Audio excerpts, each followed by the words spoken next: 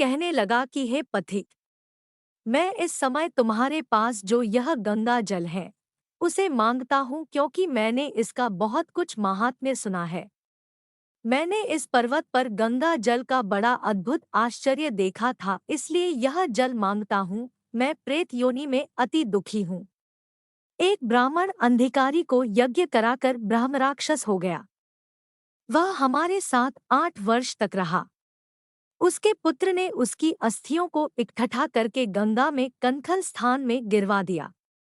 उसी समय वह राक्षसत्व त्याग कर सद्गति को प्राप्त हुआ। मैंने प्रत्यक्ष देखा है, इसलिए मैंने तुमसे प्रार्थना की है। मैंने पहले जन्म में तीर्थ स्थानों में बड़े बड़े दान लिए थे और उनका प्रायश्चित नहीं किया था। इसी से मैं हजारों वर्ष तक इस प्रेत योनि, जिसमें अन्न और जल मिलना अति दुर्लभ है, दुख पा रहा हूँ। इस योनि में मुझको हजारों वर्ष बीत गए। इस समय आप जल देकर मेरे प्राणों को, जो कंठ तक आ गए हैं, बचाओ। कुष्ठ आदि रोग से भी मनुष्य प्राणों को त्याग करने की इच्छा नहीं करता।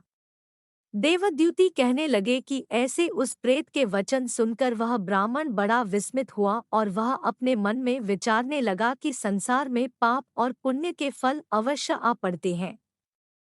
देव, दानव, मनुष्य, कीड़े मकोड़े भी रोगों से पीड़ित होते हैं। बाल तथा वृद्धों को मरण, अंधा तथा कुबड़ापन, ऐश्वर्य, दरिद्रता, पांडित्य तथा मूर्खता सब कर्मों से ही होता है। इस कर्म भूमि में जिन्होंने न्याय से धन इकट्ठा किया वह धन्य है। यह सुनकर प्रेत गदगद वाणी में बोला, है पथिक, मैं जानता हूँ कि आप सर्वज्ञ हैं। आप मुझको जीवन का आधार जल इस प्रकार दो जैसे मेघ चातक को देता है। तब पथिक कहने लगा कि हे प्रेत, मेरे माता पिता भृगु क्षेत्र में बैठे हैं। मैं उन्हीं के लिए जल लाया हूँ। अब बीच में तुमने गंगा के संगम का जल मांग लिया। अब मैं इसी धर्म संदेह में पड़ा गया कि क्या कांड वस्तु में यज्ञों को इतना नहीं मानता जितना प्राण रक्षा को मानता हूँ। इसलिए प्रेत को जल देकर तृप्त करके माता पिता के लिए फिर जल लाऊंगा। लोमशजी कहने लगे कि इस प्रकार उस पथिक ने गंगा यमुना के संगम का जल उस प्रेत को दिया। उस प्रेत ने प्रीतिपूर्वक जल को पिया। उसी समय वह प्रेत शरीर को छोड़कर दिव्य देहधारी हो गया। केरल कहने लगा कि बिंदु मात्र गंगा जल से वह प्रेत मुक्त हो गया।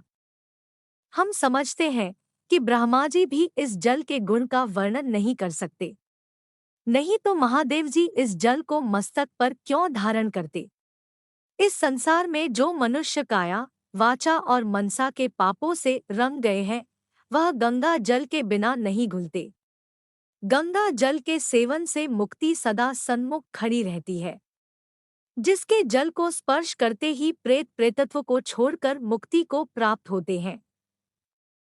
जो गंगा स्नान करता है वह वैष्णव पद को प्राप्त होता है। यदि संबंधी लोग गंगा जल से तर्पण करें तो नरक में रहने वाले पितर लोग स्वर्ग में चले जाते हैं और स्वर्ग में रहते हुए ब्रह्मत्व को प्राप्त होते हैं।